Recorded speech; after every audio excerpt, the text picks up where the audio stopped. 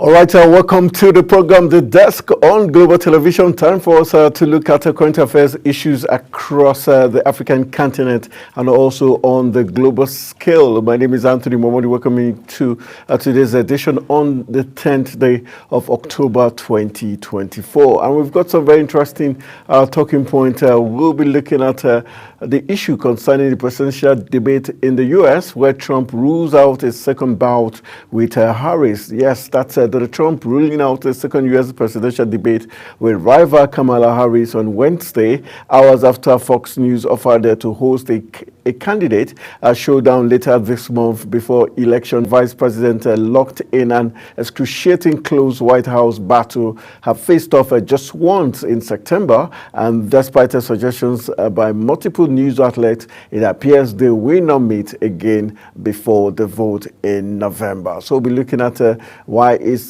Trump, shying away from the second bout of their debate between Trump and Harris. Already we know that the candidate did agree to debate on ABC News on September 10th, and the vice presidential running mate, Republican J.D. Vance, and Democrat Tim Walz squared off on October 1st. But while Trump said he had agreed to participate in September 4 debate on Fox as well as the one on September 25th in NBC News, Harris never did. All right, so that's that for the U.S. presidential elections. Will be coming down to Nigeria, where the big talking point has to do with the latest hike in the pump price of fuel, which the NLC says will deepen poverty, according to the president of the Nigerian Labour Congress, Joe Ajaero, has criticized the federal government over the latest increment in pump price of fuel.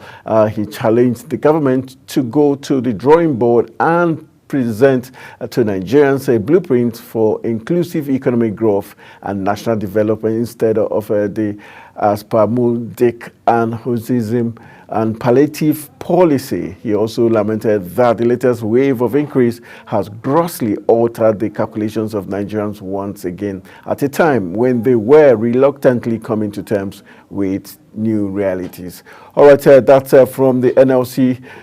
We also have the federal government talking this evening on the decks, where the federal government has said it is not responsible for the hike in the pump price of petrol. Wednesday, the Nigerian National Petroleum Company Limited, NPCL, raised the pump price of fuel from 897 naira per litre to 1,030 naira in Abuja, and from 855 naira to 998 naira in Lagos. And what also we're driving you into the global scene, where the World Bank is giving us details saying that the federal government of Nigeria, under the leadership of President Bola Tinubu, has secured loans worth $6.45 billion from the World Bank in just 16 months. The amount increased the new figure following the recent approval of 3 new loans totaling $1.57 billion US dollars from the World Bank for various projects in Nigeria, and is expected to increase further in the coming months. Very, very sad commentary there as regards how much Africa's biggest black nation is borrowing to stay afloat. All right, from that, we'll also be looking at local government autonomy still causing a lot of buzz, as the Senate on Wednesday expressed alignment with the Supreme Court judgment of July 11th, 2024, which granted financial autonomy to the 774 local government areas across the country. It thwarted moves by some governors to enact laws to mandate local government councils in their states to remit allocations into a joint account. One of them being the Anambra State House of Assembly, who passed the Local Government Administration Bill 2024 on Tuesday, amid condemnation from civil society groups and opposition party, including Labour Party lawmakers in the Assembly. Very sad commentary there. All right, we'll move on, and we'll be having our star guest this evening, who will be joining us all the way from Ghana. His name is Ibrahim Al-Hassan, who works for one of the biggest media houses in Ghana, the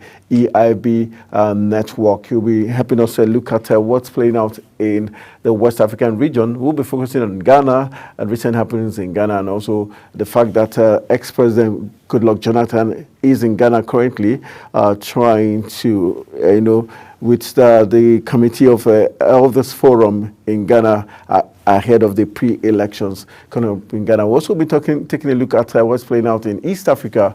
We'll be looking at Kenya specifically and back here in Nigeria. These and other talking points is what we do on today's edition. We'll go for a quick break. When we return from the break, hopefully we'll have our guest Ibrahim Al Hassan, who works for EIB Network, a media outfit in Ghana, owners of DH1 TV and Star FM in Ghana. Stay with us after this break. Our discussion begins.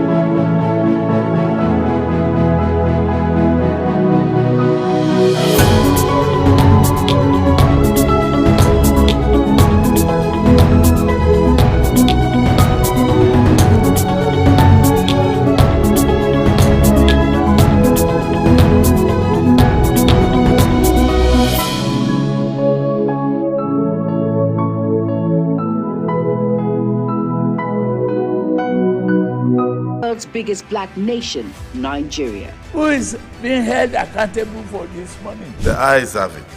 We stay and decide policies and reforms on the decks. Tune in Mondays to Fridays, 5 p.m. to 6 p.m. on Global Television. Let's stay on the deck.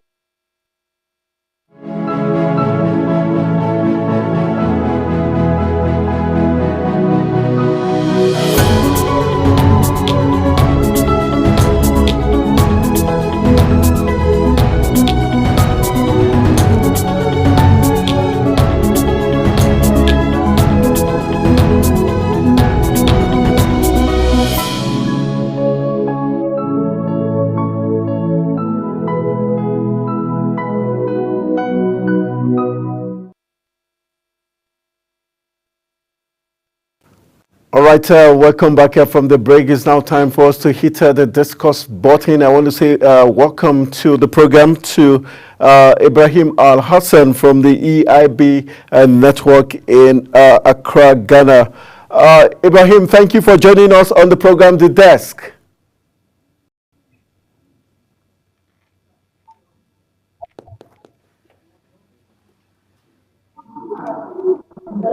Yes, hello. Yeah, can you hear me, Ibrahim? Can you hear me?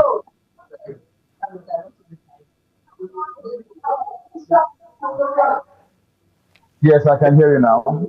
Okay, great. Thank you for joining us on Global Television, and thank you for making your debut on the program, The Desk.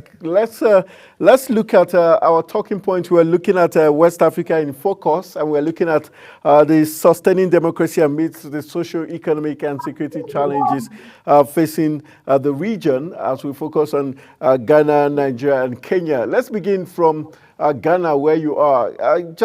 We know that currently Nigeria ex-president Goodluck Jonathan is on a visit to Ghana. Can you take us through what is playing out and the mood in Ghana?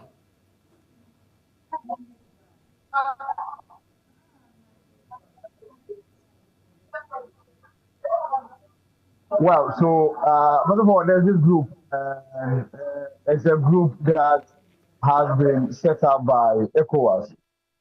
It's for the Elder Forum. And if you remember, just last time Nigeria was having its elections, this same forum, led by the former president of John Dramani Mahama, visited Nigeria to engage in what they describe as pre-election preparation observations. And the only reason why, of course, Goodluck Jonathan is the leader or the president of this forum, but he explains that he was unable to lead that team to embark on that journey of free observing of the Nigeria elections because he will have been deemed to be biased. As a former president, having speech, no be unbiased. So the matter was given to John Dramani Mahama, the former president. This time around, Goodluck Jonathan has taken over as leader for the Elders Forum. He has also possessed the former president John Dramani Mahama, who is the flag bearer of the opposition NDC, seeking to return to complete his second term after he was voted out in 2016. And so they visited him.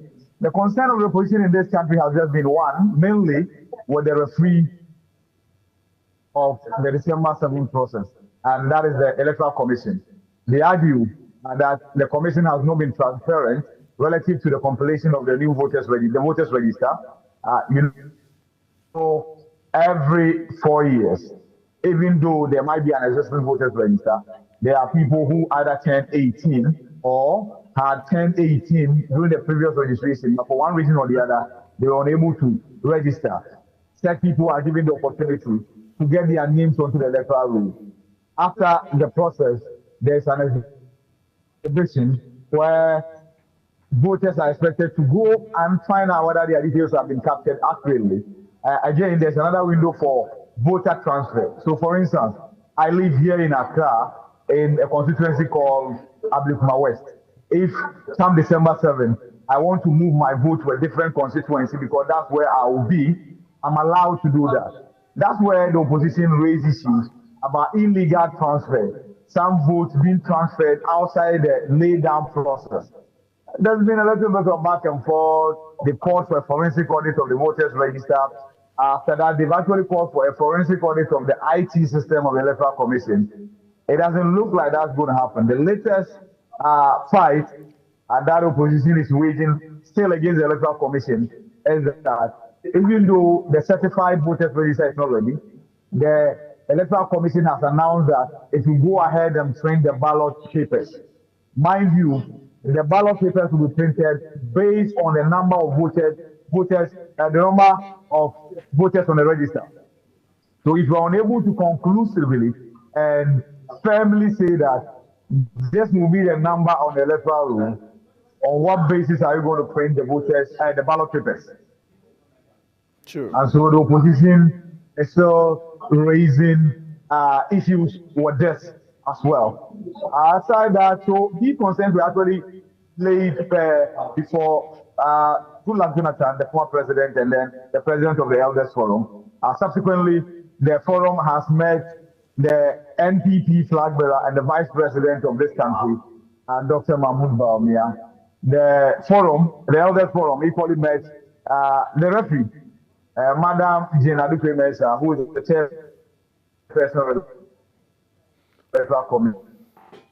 All right. In terms of the political parties like we have in Nigeria, there's this issue of internal democracy. The parties not adhering to their own internal democracy, and so always had the issue of, getting the right candidates. The election, their primaries always fought with controversies, and most times here, what they say is, if you lose an election, you go to the court. How would you describe the judiciary in Ghana in terms of their interference with elections and rulings of political parties?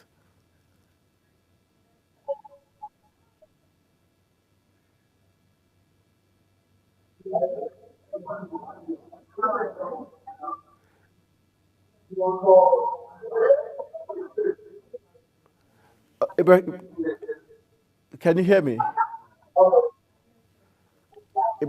Ibrahim, did you get the question? I said, how would you describe the judiciary in Ghana? Do they interfere with political matters in terms of party dealings? And would you say the political parties in Ghana have internal democracy which they strictly adhere to? Happens here in Ghana, to be honest with you, but what? Go ahead. We can hear you. Go ahead.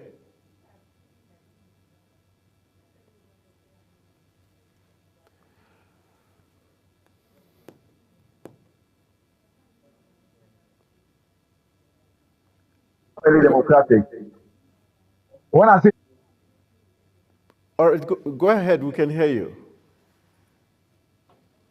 I think we're having some delay in transmission or relaying of the audio of Ibrahim Al Hassan, who is joining us from EIB, one of networks, one of the biggest media houses in Ghana, Accra, for us to take a look as regards happenings and democratic processes within the West African region, especially with former President Goodluck Jonathan in Ghana currently trying to mediate ahead of the elections coming up in Ghana. We'll go for a quick break. When we return from the break, hopefully we'll be able to re-establish contact with Al Hassan in Accra. Stay with us.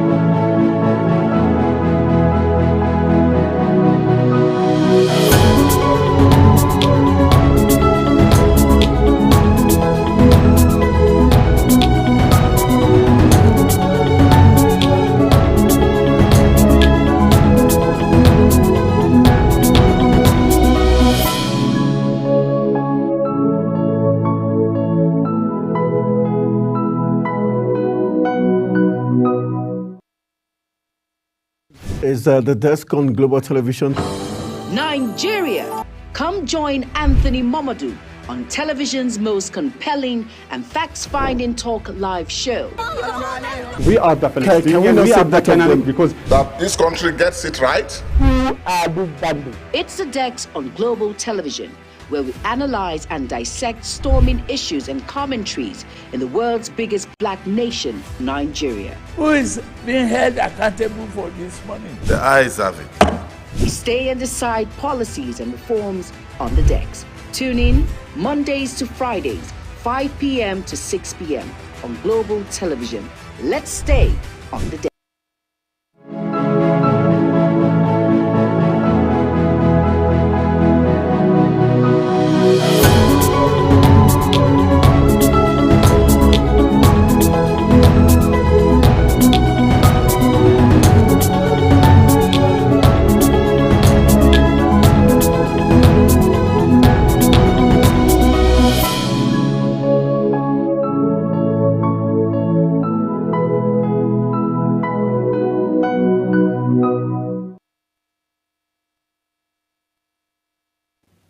All right, welcome back. You're still watching the desk on Global Television, and we're happy to know that we are reconnecting with Ibrahim Al Hassan, staff of EIB Networks in Accra, Ghana, to help us continue our discussion.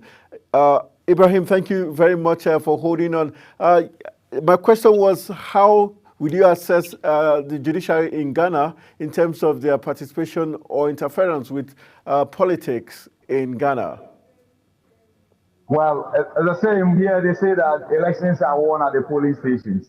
And polling stations here will mean the voting center, right?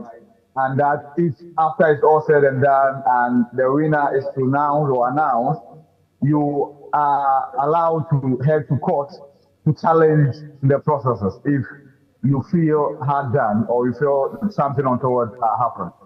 But trust me, after the 2020 elections, the opposition then cried foul, the NDC, the National Democratic Congress, they went to court. The referee that the opposition was looking forward to mount the witness box and be cross-examined and then answers extracted, the court did not find it necessary to allow that to happen. So now, the conversation is not go to court as far as the opposition is concerned.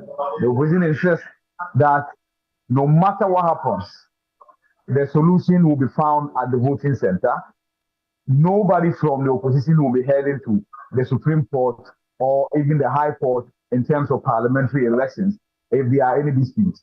Everything will be settled at the voting center. And for security analysts, that's a challenge.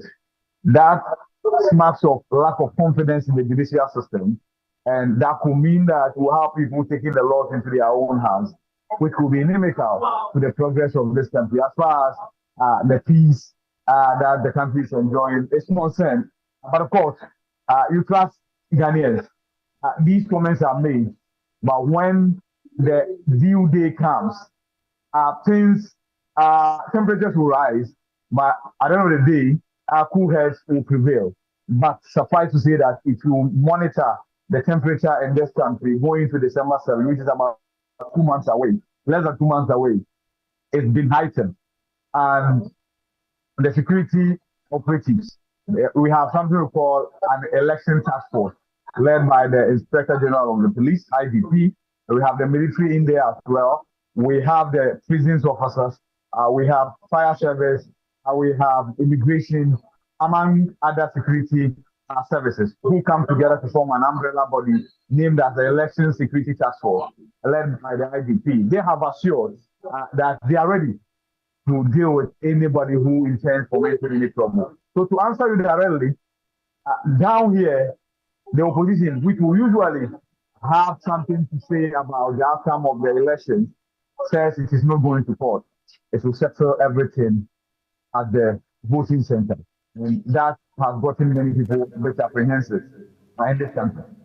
All right, let's look at the issue of the power of incumbency. Would you say this, like in Nigeria, we've got the states and also the presidency. Do you think in Ghana, do we have the president or state governors, influencing the outcome of elections by using state apparatus like the security, formations, or even the electoral body itself? Do they have a way of influencing them? Let me let you in on this. So in 2020, when this country went to the polls and retained our current president, Adams Akufo-Addo, 8 people died. And they didn't die because they were walking to the polling center, they tripped, fell, and died. They didn't die because they were knocked down by a vehicle on their way to cast their ballot. No, they died from bullet wounds. They were shot at by security personnel who were armed. 8 of them died. As we speak, no justice whatsoever has been found for these 8 souls. I mean, nobody has been arrested, prosecuted, and either found guilty or even free. Now, one will wonder as to whether that's a way of manipulating the outcome of the results. The opposition thinks so, strongly. The opposition believes so. Now, you talk about incumbency advantage. In this country, it is a bit blurred. So, for instance, the current president is not on the ballot paper again. His vice president is on the ballot paper. The current president is campaigning for his vice president to be re-elected to lead his party. You cannot tell me that when the president is embarking on these campaign trips, he foots the bill from his pocket. No, it's the state resources. So when I say the lines down here in Ghana are a bit blurred, that's what I mean. Unlike what happens in the far advanced democracies like the United States, where if you are embarking on a campaign, then you are expected to use your resources that you have raised from donations and not resources from the state. Down here, especially parties in power, actually use the state resources in advancing their campaigns. It's both ways. So when it comes to this country, NDC has been in power, gone off. NPP has come, gone off. NDC has returned, gone off. So it's more or less like after every 8 years, power changes hands. And all parties are guilty of this. And I mean using state resources for campaign activities, because the lines are very blurred. And so, yes, for the Electoral Commission, as you mentioned, I won't say that the Electoral Commission will set out to deliberately rig the elections in favor of one party or the other. But let me tell you this is what happens. The polls open at 7 a.m. in this country, and they close at 5 p.m. Now, when it is between 3 to 5 p.m., by and large, if you look at the voter turnout, you can tell that many people have either come to cast their ballot already or they have not. Now, around 4 p.m., you can well determine that if the voter turnout is 70%, which means that about 30% of the registered voters have not turned up to vote. What happens is that some politicians are able to compromise the agents who are monitoring the process. And by doing so, they are able to get ballot papers and then give to other people to vote for the 30% that have not turned up to vote, or 25% out of the 30%. So you hear voter turnout from one polling center being 95%. Practically, that is impossible. Some places you hear 98%, meaning only 2% of the registered voters could not turn up to vote.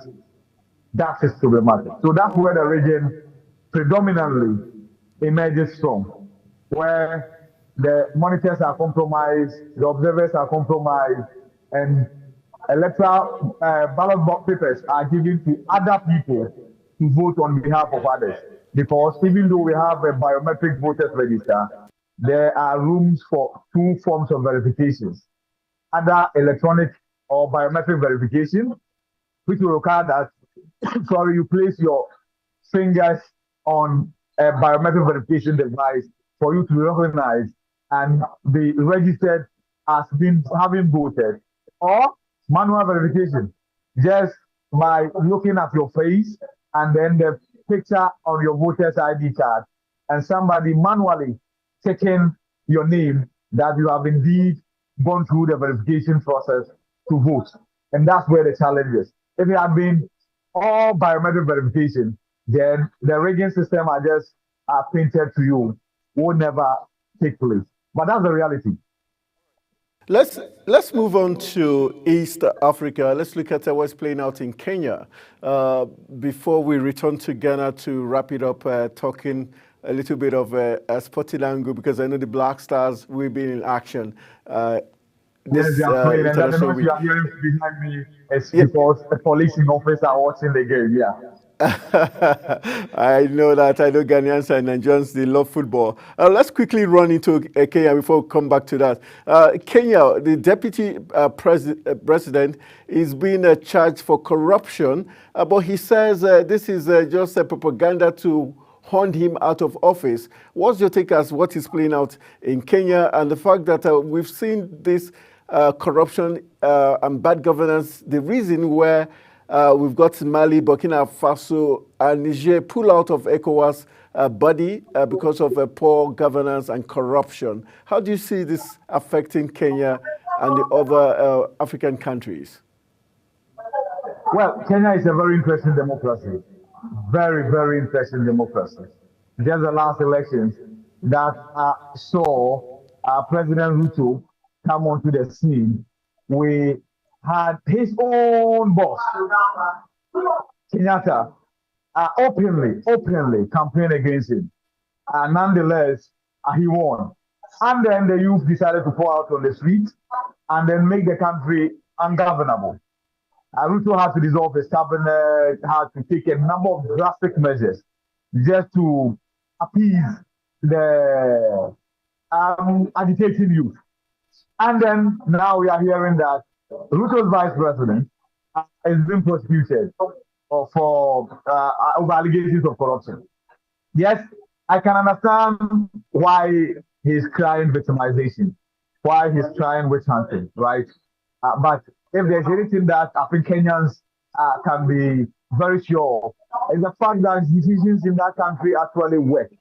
And as a Ghanaian, I'm saying this jealously because when the youth poured out on the street, you saw a statement from the Chief Justice urging the police not to manhandle, regardless, the protesters, asking the police to treat the protesters fairly, even after arresting them.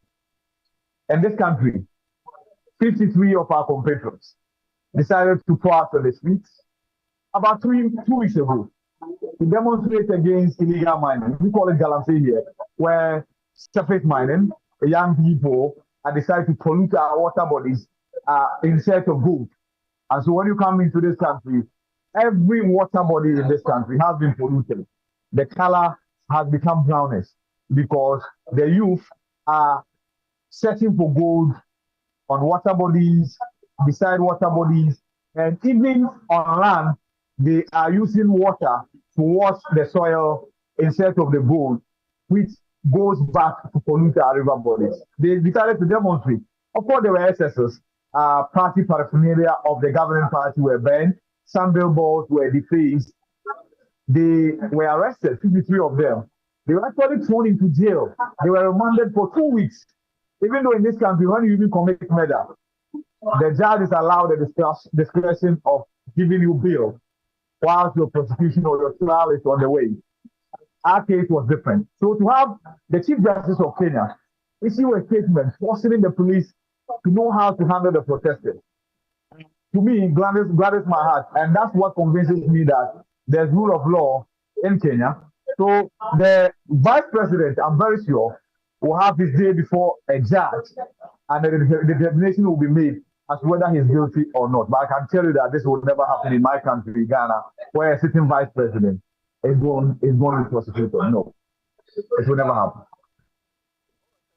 So let's go back to Ghana, because like you said, you're currently watching the Black Stars of Ghana. Let's just deviate into what's playing out right now in Ghana, in Accra. What's the mood? Are the Black Stars in the good half of the game? And what's the expectations of Ghanaians as regards AFCON 2025? Well, so if you ask me this question about 10 years ago, as Ghana playing Sudan, yeah, and I said, oh, people are resting, they are at the beach, chilling, we don't care. All right. Because it's Sudan. Yeah. But trust me, the stars have fallen, and they have fallen heavily and deep down to the extent that the country is uncomfortable. The country cannot be certain that the Black Stars are going to win today's encounter. So we first half, they are still playing, and it's 0-0. And that's because for the past 5 years, the glorious days of Black Stars are way behind them. Since South Africa 2010, where the match wanted to be forgotten, Samoa Gyan's penalty miss was the only thing that stopped the country from going to the semi-finals and carrying the flag of Africa very high. It's been a downward spiral, to the extent that when the country shows up at AFCON, the best it can do is to enter at the group stage. The last World Cup, same, entered at the group stage, right? And so, yes, there are people who are optimistic that the Black Stars will win today's game. But there are others who are indifferent, like myself. I really don't care whether they win or they don't. In fact, the last time we beat Nigeria to qualify for Qatar, I wanted us not to qualify because I felt within me that Nigeria, the Super Eagles, had better players, and you could have given a good account of yourself in Qatar than we did. But as fate will have it, Jollof is always superior. Ghana's Jollof is always superior. So we were kicked out. Very unfortunately. Just saying, did you just say the Ghanaians were always superior? Or was that your statement? Yeah, our Jollof is superior. So your Jollof cannot be superior. You cannot be better than the person who taught you how to make the Jollof. You see, let's agree to disagree. So the expectations here is that of a very restrained one. If they win, good. If they lose, we actually mock at them, to be honest with you. And then the authorities, after the GFA president, Kurt Okereke, have some strong words for the players, that when they don the Ghana flag, they must be willing to die much more for the country. And that if they are unable to die for the country, all of them will be phased out. A new crop of players will then be given the opportunity to represent the Ghanaian colors. And of course, to hear an FA president, not the coach, not a team manager, an FA president speak the way he spoke, tells you how disappointing the Black Stars have been. All right, let's refocus back on current affairs and the political climate of West Africa. With all this we've talked about, can we put it down to poor governance being suffered by African countries as one of the reasons why things are not going well, whether in the sporting arena or the economic life, or even for the youths that are now polluting the waters in Ghana? who do we blame for the current state of the West African region and the governance in our respective countries? And like you pointed out, Nigeria's former president, Goodluck Jonathan, is in Ghana. Do you think there's a difference? Are both countries even learning the positives, or they're just using heavyweights between both countries to achieve their own personal goals, but not the goals of their citizens? I've always maintained that West Africa, we are similar than we even portray, right? Be it Anglophone or Francophone. But when it comes to our problems, I think we are much more similar to Nigeria than we can even imagine. All right. Our challenges have always been down to leadership, poor leadership. And I mean no words in saying that Africa's challenge has always been poor leadership. When you are asked to mention a few shining examples on the continent, you can mention just about 5. Go to those 5 countries and you realize that their success has been down to leadership. Many a times we lack direction, and that is the problem. If our leaders are able to point to the right direction, they're led hopefully with squander resources, and yet we go cap in hand begging the donor partners to come to our aid when we have resources right in our country to transform the lives of our people. I've had the privilege of traveling outside the country, outside the continent, and I can tell you that the only difference between the poverty we are wallowing in as a people, as West Africans, as Africans, is just because we don't have a good sense of leadership, right? We don't invest where it matters. You go to a country where the system has been fashioned in a way that citizens do not suffer. In fact, there are some countries where if you are an expatriate and you establish a company, you are required to employ an indigent. And that salary of that indigent is determined by the state already. You have to pay. You have a country where the system has been fashioned in a way that you will not have power challenges, because a stable power is the engine that drives the economy of every country.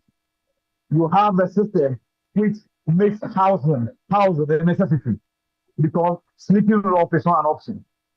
But down here, to answer you straightly and bluntly, poor leadership is to blame for the wars we're going through. We might not have a solution during our time, to be honest with you. We are aging, and if we look back, the young ones that are coming, yes, we see some semblance of difference.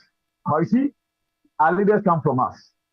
And so we get the leaders we deserve. Until we change things from down there, the children who are coming, the generation Alpha, as they call them, we'll just be running around in circles, to be honest with you. We have the resources, we have the intellectual capability, but for some strange reason, our leaders have constantly been failing us. Let's wrap up our conversation. In terms of the media, how would you assess the media in Ghana? Have they been restricted by the government rules and policies? And have they been well protected in getting the job done in the various districts in Ghana? By and large, there's media freedom in Ghana. If you are talking about countries that allow media to work and work freely, Ghana will be one of those countries, right? But of course, there are limitations as well. And when I talk about the media, in Ghana, we have 2 types. We have the partisan media, and then we have the neutral media. The partisan media will be partisan media, and that's not limited to Ghana. You go to America, we have the Fox, we have the CNN, we have the MSNBC, and then NBC, among others. We are aligned, right? And that is known to everybody. Now, when you come down here, our challenge is with hypocrisy. There are some who are partisan, but they don't want to be recognized as such. And that's where the lines are blurred, right? Now, aside that, if you come to the neutral media, and here I'm talking about the private media, usually the state media is controlled by whichever party is in power. It's been like that since this country started constitutional democracy in 1992, where the governing party will have a chunk of the seats when it comes to the state broadcaster. But when it comes to the private media, yes, we are able to criticize. Just as I'm doing here, talking about Galamsey and the fact that the illegal mining has polluted our waters. It's a conversation that is very rife down here, Tomorrow, Catholic bishops are marching on the street against that phenomenon, right? Just yesterday, labor unions were going to declare strike today. Government then took some initiatives. Labor unions, organized labor, then called off the strike. Now we have the University Teachers Association, which is the umbrella body for all lecturers at our university or tertiary institutions. They have declared strike, and they will remain on strike until government does something drastic to address the illegal mining miners which have polluted our water body. And we are, as the media, we are trumpeting these issues. So by and large, we have the freedom to embark on our activities. Of course, there are excesses here and there. A few investigative journalists have had a brush with state actors, security agencies. Some of them had to flee for their lives. But by and large, we have the conducive environment and atmosphere to play our trade as general.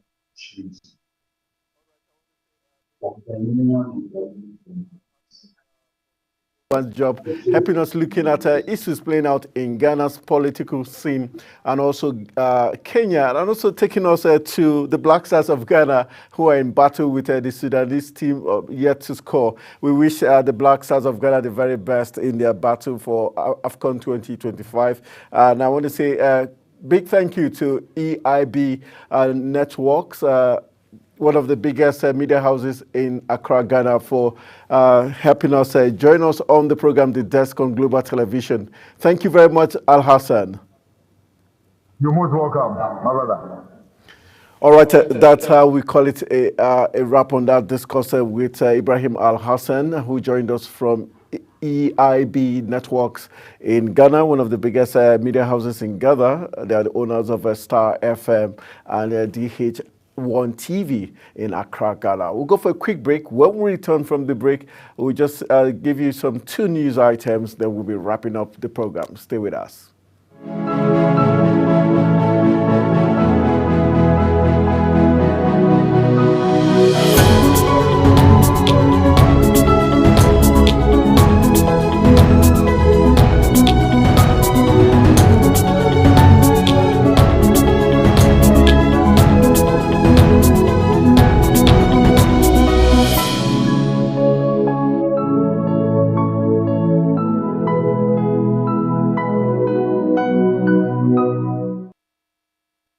Is the Desk on Global Television. Nigeria. Come join Anthony Mamadou on television's most compelling and facts-finding talk live show. We are the Can we not we say are the that Canaan again? because That this country gets it right. who are this bandits? It's the Dex on Global Television, where we analyze and dissect storming issues and commentaries in the world's biggest black nation, Nigeria. Who is being held accountable for this money? The eyes have it. We stay and decide policies and reforms on the Dex. Tune in Mondays to Fridays, 5 p.m. to 6 p.m. on Global Television. Let's stay on the Dex.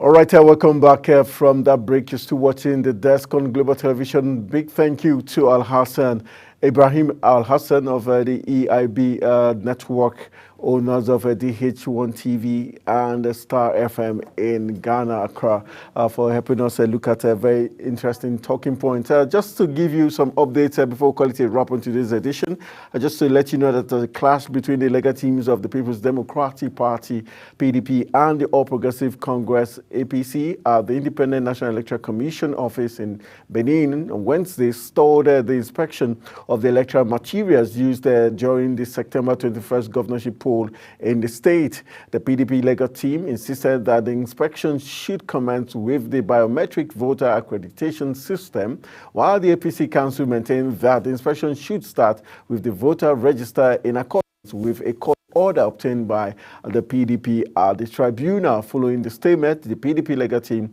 left without speaking to journalists. In response to the event at the INEC office, the Director General of the Asue Oge Campaign Management Council, Matthew Iduru Kewen, alleged that INEC was intentionally delaying the material inspection process due to the time-sensitive nature of the case before the tribunal. Meanwhile, the acting chairman of the Edo APC, Jared Tenebe, expressed concerns regarding the voters' register, stating that the name of the PDP candidate, Asue Ighodalo, was not included.